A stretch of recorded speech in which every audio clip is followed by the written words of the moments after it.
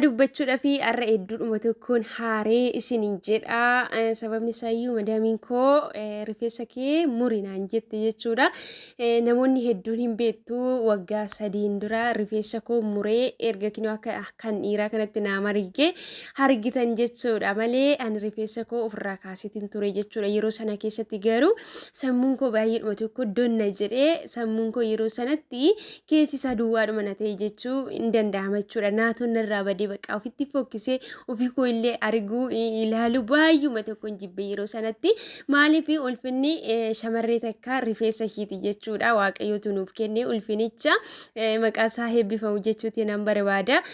Waggaa 3 dura rifeensa koo ofirraa haadeetiin ture. Rifeensi koo waggaa 2 dura immoo galeetan ture jechuudha. Gara biyyaatti waggaatti haddadhee to'i yeroo sana gidduma wallaa qaqqaba malee rifeensi koo walakkaatti waliyyuu naan qaqqabu hiikkataa isaa yoon dhaadhellee malee jechuudha.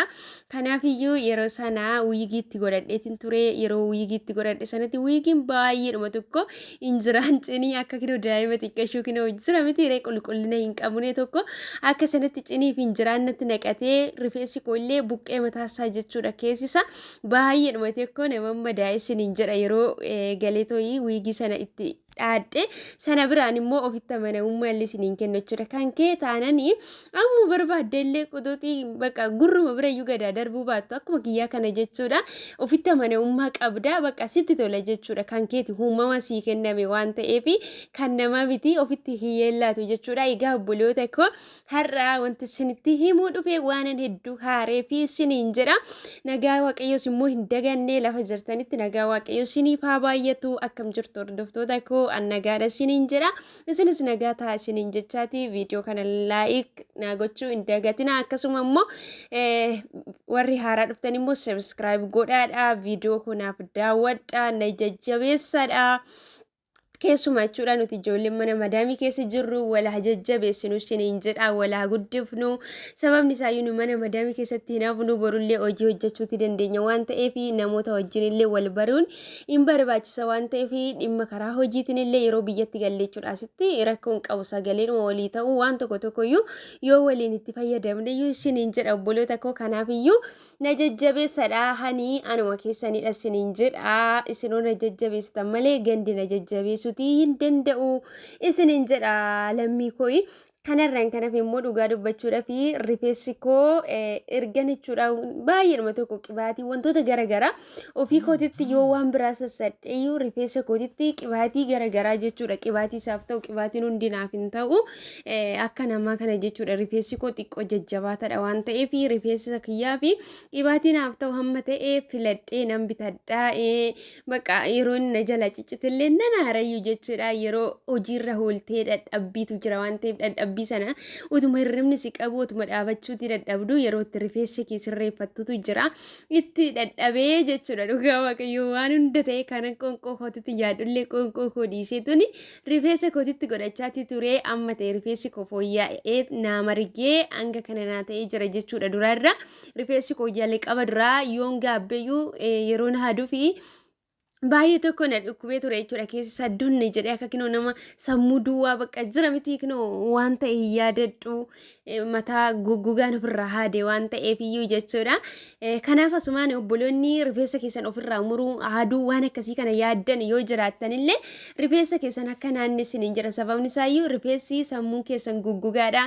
Yaadni mana madaamii keessaa madaamii sinitti yaa walti akkasuma immoo dhimma karaa maatiillee haa ta'u biyyatti yaaddu sammuun keenya yaadni keenya bakka baay'eetti irama waan ta'eef gaafa rifeensi keenya nurraa ka'ee rifeensi keenya sammuu isaa goggogaadha jiidha hin qabu qibaatuma kana yoo dibannellee malee jechuudha. Kanaaf sammuun keenyallee baay'ee tokko jechuudha nutti hin tolu keessi isaa nu dhukkuba.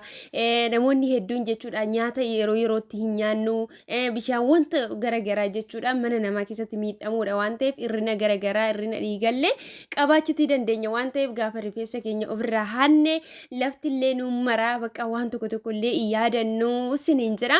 Kanaafiyyuu rifeensa keessan adaraa keessan hin addatina bakkuma jirutti achuma bakka jiru irraa jala qabaatoo yaalladhaa isiniin jira. Mucayyoon tokko immoo koomenti jalatti rifeensi koona jalaa ciccitee maaliidhaaf laatanaan jettee obboleettii kiyyaa ho'aaf ciccita jechuudha. Yeroo ammaa kanatti baay'eedhuma tokko hin ciccitaa hin ho'a jechuudha waan ta'eef kan koollee akkuma sana jechuudha hin caccaba.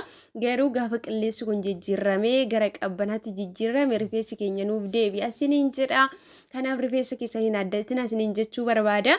Kanarraan kan hafe madaamiin koo jechuudha dhugaa rifeensa koo erganamma kanatti Wanyo dhedhee barumayyuu waan dheerate miti garuu bakka hin dheerate murii gabaabsi namana naan jetti beektanii yookiin immoo dhaadhu yeroo hunda naan jetti yeroo hunda immoo jechuudha obboloota koo rifeensa keessanii hiiktanii miicuun waan jirudha jechuudha shaashillee itti hidhattu naan jechuutti dandeessu musliima miti jarri kiyya garuu yeroo hundas immoo shaashii itti dhuuni rifeensa illee fixa jechuudha fuuldura isaatiin kanaaf iyyuu jechuudha rifeensa kee yookiin murii irraa yookiin immoo yeroo hundumayyuu jechuudha dhaadhu deeminaan jetti jechuudha yookiin immoo sirraa muraraa jette obboleettii ishii jechuudha rifeensi koollee murulleen hin jedheen jechuudha murulleen maal narraa murtulleen akkasuma immoo dhaachuun annaadha bakka hin jedheen jechuudha garuu rifeensa gizee hiikattee miicattee dirqama hiiktaa yeroo sana immoo amma hojii kee fixxee gara kutaa keetitti galtutti dirqama rifeensa akkatti dhaattu hin qabdu jechuudha yeroo nuti rifeensa keenya dhaannu rifeensi